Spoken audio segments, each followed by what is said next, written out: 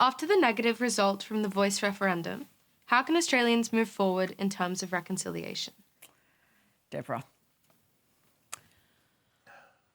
It is Reconciliation Week, of course, this week. Yes, it is Reconciliation Week, and the theme is now more than ever. Just last week, I laid to rest with the rest of my family a great woman in our family, of my generation. She was an academic, a powerhouse, such a brilliant thinker.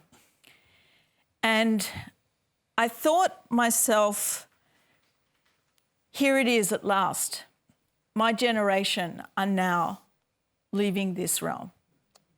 And we haven't achieved what our ancestors were working towards in their lifetime. The loss of my cousin is deeply felt, but also that realisation that here we are. It's my generation now. And what about my children? Will they still be waiting for the same justice? I don't think I have an answer right now to the question, except that it is going to be in your hands. Here you are, I don't know, are you in year 11, year 10, 11, 12? Year 10. Year 10, okay. You are in year 10. You know more about the history of this country than any generation before you.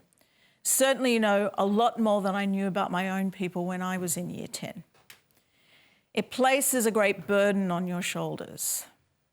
It's never too early to start the conversations with your friends about what reconciliation means to Indigenous and non-Indigenous people, that it is not just a one-way street of opportunity for Indigenous Australians, that it is an opportunity for all Australians to come to terms with our past and to build the kind of future that we want to pass on to our children, one in which we have a deep and abiding connection to this land that we live on, and one in which we finally understand that we belong to this land. It does not belong to us.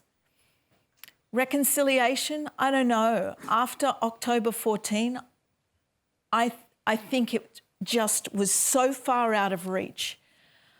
But then I think back to the early 90s and Paul Keating's Redfern Address, where we could almost touch it, where we could almost taste what reconciliation and a true acknowledgement of the history of this country, we could almost sense it. And if you haven't read the Redfern Address, please do.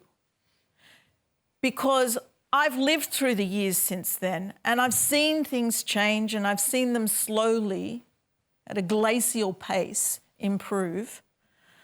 So I hold on to that one little glimmer of hope that after the Keating years we emerged, we were thrown into the 13 winters of Howard and then we emerged from that. But I don't know.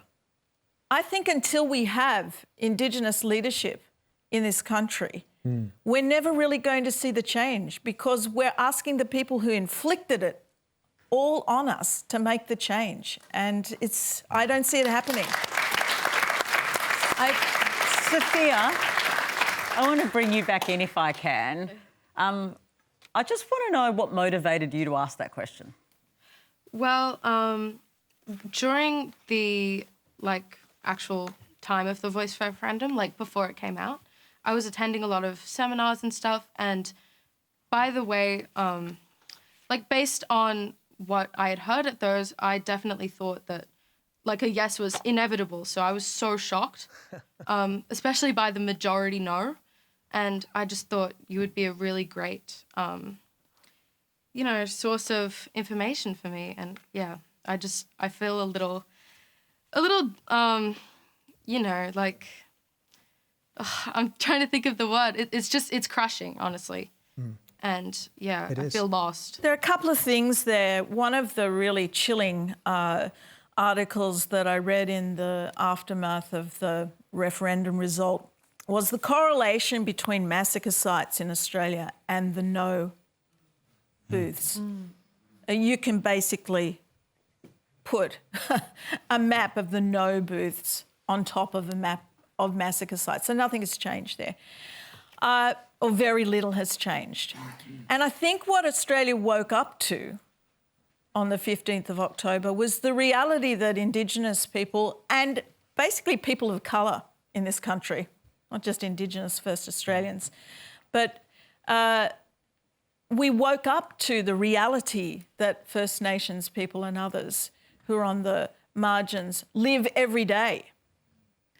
The kind of racism that I face daily in this country, people struggle to believe the kind of racism that I face every day. And yet, I don't know, I was still crushed by the 65%.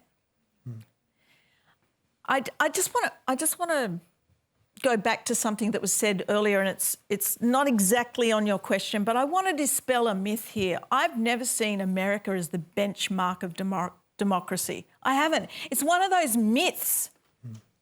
Ask the first people of that continent if they think that America was the benchmark of democracy. Most definitely not. Native American Indians struggle today for recognition. I think we just build up these stories and we just accept them. And we're a country that will accept something as simple and as insidious and as stupid as, if you don't know, vote no. Yeah.